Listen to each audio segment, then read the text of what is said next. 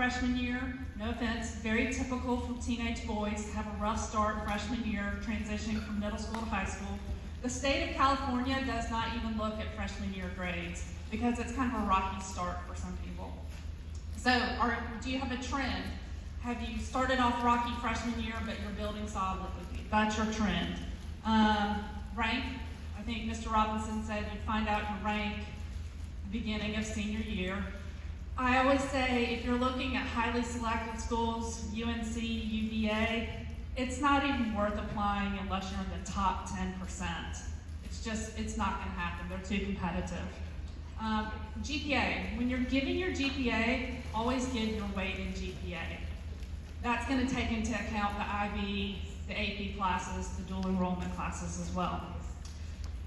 I have a personal opinion about dual enrollment classes. I think dual enrollment is relevant for when you have maxed out your high school curriculum. Where I see that a lot with North Atlanta kids, if they've been fast-track math and they've taken BC Calculus, AP BC Calculus their junior year, then their senior year they go on to take the distance dual enrollment calculus at Georgia Tech. Or I think if you are having to finance your own education and you can graduate from high school with about 2 years of undergrad credit doing dual enrollment, and then that makes, when you go off to your four-year institution, you're only paying for 2.5 years. Or 3, sometimes high school is just not a fit for people and they struggle socially in high school. Then yes, go on to dual enrollment classes. Those are kind of when I see the ideal 3 times for dual enrollment. Test scores. Well, let me step back.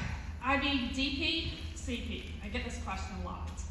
I think it's easiest to get your rigor, the relevant rigor credits. So for instance, most kids who go into the DP program, they take those 3 IB classes, freshman and sophomore year, human geography, world history, Lang, finish North Atlanta with about 17 rigor credits. However, you can still get that many rigor credits going through the CP program if you supplement a la carte IB and you supplement with AP classes.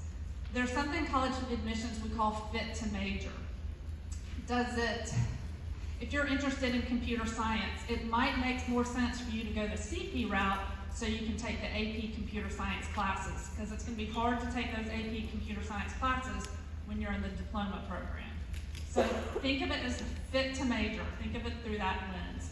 Or if you're an art student and you want to take the AP art visual design or visual arts AP, I think there's 2D and 3D. You can take more rigor art classes going through the CP program. And then test scores. This is a hot topic in college admissions right now. I don't know if you've read in the paper, some Ivy Leagues are going back to test scores. Yale and Dartmouth just said they're going back to test scores. Michigan said they're staying test optional, which that was a big one. The state of California is test blind. The state of Colorado, test blind.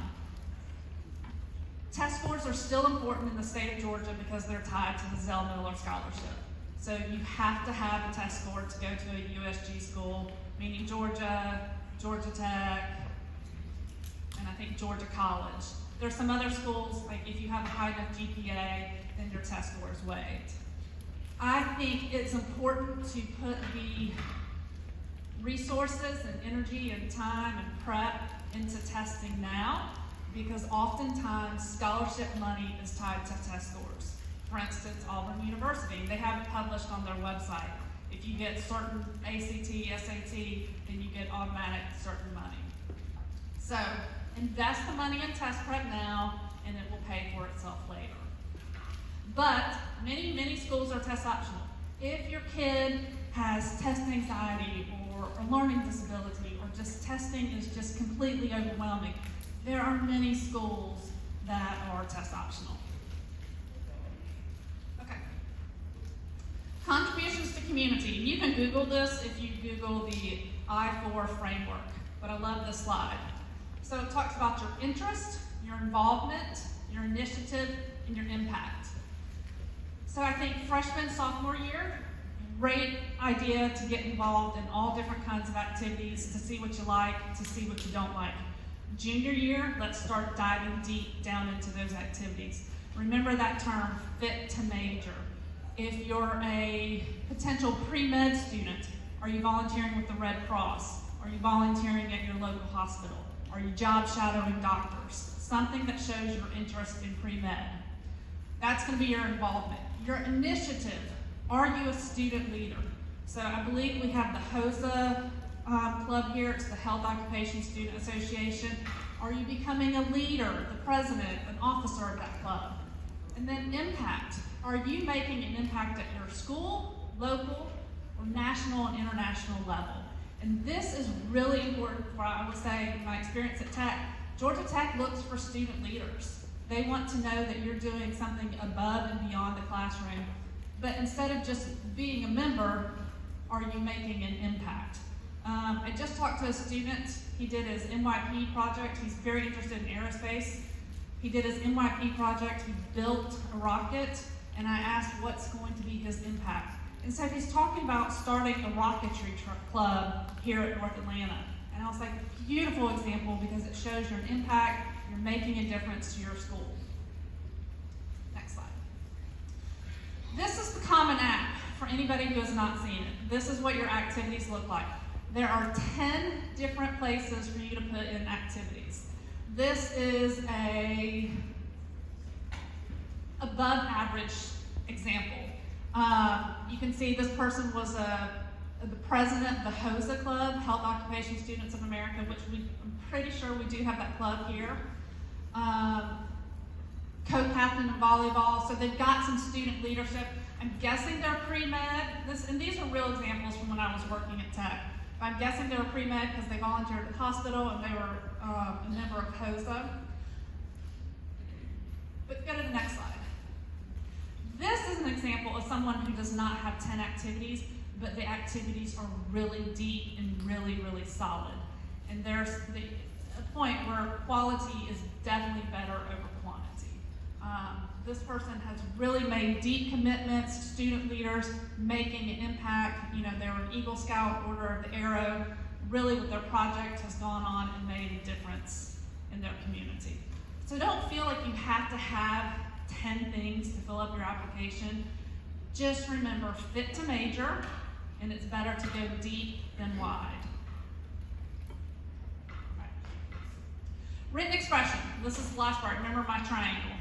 After the academic foundation is the base, then your contributions to community, then written expression. These are going to come letters of recommendation, and these are going to come from junior year teachers. I really like to see letters from core subjects.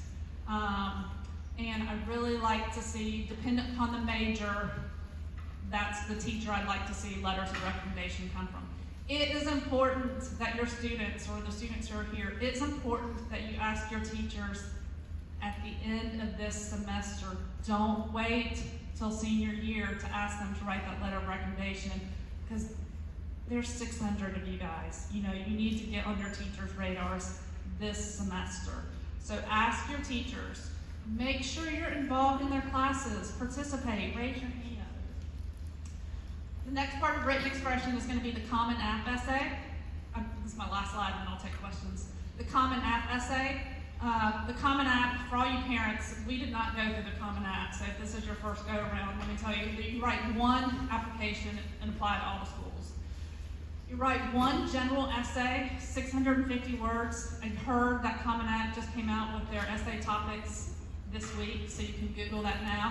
But there's 7 different topics. The 7th topic is also always write an essay of your choice. I think it's important to, again, talk about that fit to major. My kid that I told you that was interested in rocketry, I hope he writes this essay about his NYP project. Or otherwise, I always, you know, when I was reading applications at Tech, I was reading 50, 60 applications a day. The essays with a little bit of humor went a long way. You know, it gets to be mundane reading all those essays. So if you can lighten it up and have a little bit of humor, understand that, you know, we're all human, and one of the funniest essays I ever read, and again, I was at Tech for 9 years, I can maybe remember 5 essays off the top of my head, but a kid wrote an essay about how he learned it was the hard way why it's important to wear boat shoes on a boat, because he was barefoot and slipped and hit his head on the boom. And it was just a funny essay, but he could make fun of himself, and he wrote well. So that's the essay. What is most important, and I would say some schools don't even require the Common App essay. Auburn is GPA and test scores only. They don't even look at the essay. What is important is the supplemental essays. For instance, Georgia Tech's question for the past couple of years is, why do you want to study your major specifically at Tech? And think of it in the framework as, why do you want to study your major at Tech versus UGA? What makes Tech a better fit for you? So those supplemental essays is always when I tell kids to look at the school's mission statement, the school's motto. Georgia Tech's motto is progress and service. They want to know how you're going to take your degree and go on and make the world a better place.